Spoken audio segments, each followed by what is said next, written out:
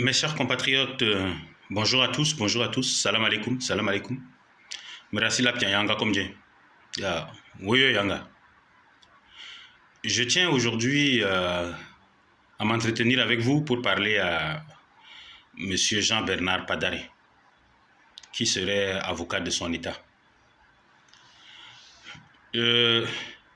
Beaucoup de membres du comité de haut niveau du MPS étaient réunis, je crois, samedi, pour analyser la situation politique et ont été choqués d'entendre de la bouche de Maître Jean-Bernard Padaré des propos infamants, des propos insultants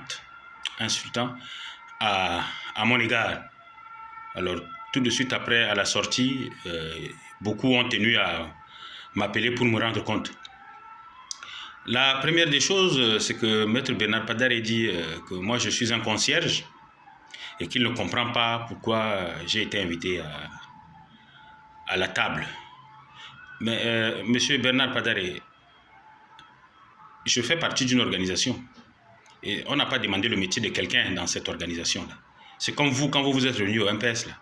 Il y a des différentes personnes qui ont des différents métiers, mais vous faites partie d'un parti politique. Donc moi je suis le porte-parole du Front populaire pour la libération, ça n'a rien à voir avec mon métier. Maintenant vous semblez minimiser ou insulter.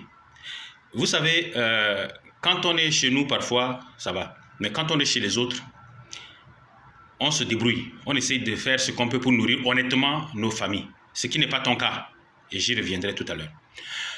Je connais beaucoup d'anciens ambassadeurs, je connais beaucoup de ministres, je connais beaucoup des autres pays africains qui font la sécurité ici, qui font des différents... Je connais même un fils de Mobutu qui est cariste, parce qu'il a besoin de nourrir dignement sa famille. Je connais des anciens ministres tchadiens qui se cherchent ici, je connais des personnalités, même parmi beaucoup de gens qui ont signé ces trucs-là. C'est parce que tu t'es focalisé sur moi. Moi, je ne suis pas un scénariste. Je travaille honnêtement. Et je gagne ma vie honnêtement. Toi, tu as été déjà arrêté pour vol, pour détournement. Tu es un voleur. Voilà. Et tu devrais même nous remercier. Parce que tu as des familles ici qui sont des réfugiés politiques. Et ces réfugiés politiques-là, c'est parce que nous, on se lève le matin. On va travailler, qu'on prend nos impôts là. C'est avec ça qu'on leur paye la CAF. C'est avec ça que tes enfants vont à l'école. Tu devais même nous remercier. Au lieu de monter sur tes grands chevaux. Toi, tu es un voleur. Les archives existent. On t'a arrêté pour vol, détournement de deniers publics. Alors, de quoi tu veux parler? Et tu dis, oui, moi j'insulte le régime en place et tout ça, et tout. Mais toi, si je vais chercher dans les archives là, de tes familles qui ont demandé l'asile politique, là, parce que tu étais ministre quand tes familles ont demandé l'asile politique. Parce que pour demander l'asile politique, il faut insulter le régime qui est en place là-bas. Et le régime en place là-bas, c'était Déby. Donc, qu'est-ce que vous avez écrit là pour qu'ils obtiennent l'asile politique là? Vous avez écrit quoi? Vous avez sûrement insulté Déby là-bas. Ah oui. Alors donc, de quoi tu parles? Je pense qu'aujourd'hui, il y a une dynamique qui est lancée. Et cette dynamique, c'est autour d'un forum. Un forum national inclusif de tous les fils et les filles du Tchad. Je pense que c'est important d'y aller. Il ne faut pas exclure les gens. Il ne faut pas les exclure. Parce que j'ai toujours dit dans mes directs que j'ai un rameau d'olivier dans la main droite et une kalachnikov dans la main gauche. Ne laissez pas tomber le rameau d'olivier. Je tiens à féliciter une fois de plus tous ceux qui œuvrent pour la paix, le comité technique spécial, le CODNI et tous ceux-là. N'écoutez pas ces gens-là comme les gens Bernard Padaré. Vous imaginez, il a fallu que Kabadji lui coupe la parole. La paix, ce n'est pas un mot. La paix, c'est un comportement. Dans la vie, il faut faire très attention. J'aime toujours raconter parce que l'histoire est importante. Vous savez, lorsque des gens étaient venus voir Gbagbo, président de la République de Côte d'Ivoire à l'époque, pour lui dire qu'il y a des jeunes soldats, il y a des jeunes qui sont en train de s'entraîner au Burkina Faso, il a dit non, que c'est des nageurs, que lui voit leur dos, et que c'est des mécaniciens, que c'est des sergents-chefs, et qu'à leur tête, c'est un étudiant qui était en 2e année. Mais ceux-là ont fini par le renverser. Ils ont fini par le renverser. Donc, je pense qu'aujourd'hui, où nous sommes, il ne faut pas que vous... Parce qu'il y a des gens qui veulent, ils me disent, oui, mais il faut tuer. Mais Donc, il faut tuer pour qu'on soit reconnu comme politico-militaire. Parce que pour l'instant, nos troupes, nos hommes, partout où ils sont, ont l'arme au pied. Donc, nous ne sommes pas visibles. Il faut qu'on affronte les gens, qu'on tue, qui est mort d'homme. Mais si on peut faire l'économie de cela et aller discuter au dialogue, donner nos conditions et voir, mettre de l'eau dans nos vins, mais c'est bien pour les fils du Tchad.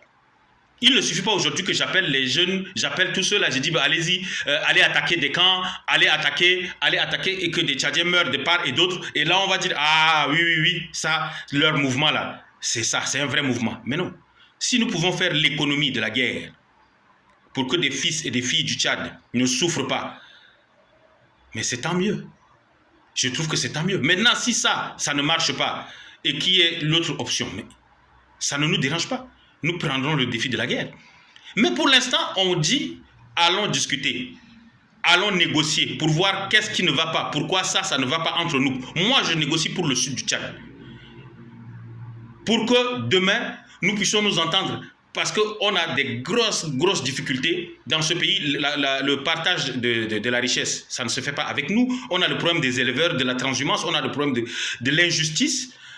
On a tous ces problèmes-là qui existent et ces milliers de jeunes-là. Je peux même lancer ne serait-ce qu'une intifada. Même si nous n'avons pas d'armes, même si c'est avec des gourdins, des cocktails Molotov, mais ils peuvent faire une guérilla. La guerre aujourd'hui, ce n'est pas une guerre asymétrique où il y a 2 Toyota contre 2 Toyota. Alors de grâce, j'aimerais lancer un appel parce que des gens comme Maître Bernard Padare, c'est des gens qui veulent attiser la haine parce qu'ils n'excellent que quand il y a des conflits. Ils n'excellent que quand il y a la haine, il y a la rancune et il y a l'injustice. Quand ils voient venir la justice qui va arriver, les fils du Tchad réunis, ça ne fait pas leur affaire parce qu'ils ne vont pas se retrouver. Donc voici ma réponse que je voulais apporter aujourd'hui à Maître Padare. Je voudrais demander au gouvernement, je voudrais demander à la cellule technique spéciale, je voudrais demander au CODNI, maintenez votre cap sur la paix et la réconciliation et le dialogue entre les Tchadiens. N'écoutez pas ces chercheurs de guerre-là. N'écoutez pas ces gens qui cherchent à diviser les Tchadiens. Nous sommes un groupe, le Front Populaire pour la Libération. Je crois que j'étais avec mon équipe la dernière fois. Ceux qui étaient là ont vu. Nous n'avons pas besoin de lancer une guerre pour qu'on dise que oui, vous existez ou vous n'existez pas. Là n'est pas notre problème. Notre problème aujourd'hui, c'est le rassemblement de tous les fils et les filles du Tchad. Voilà ce que je tenais à dire. Et je tiens à remercier tous ceux qui sont au MPS, qui ont dit non à cette machination, qui ont dit non à cette cabale et qui nous ont appelés pour nous prévenir et même nous encourager à faire des vidéos pour dénoncer cela pour que eux derrière demain, ils disent voilà, c'est ça qui est en train de se passer. Je tiens tous à vous remercier. Nous sommes pour la paix, l'union et la concorde de tous les fils et les filles du Tchad. Maintenant, s'il y a des gens qui veulent faire des défis,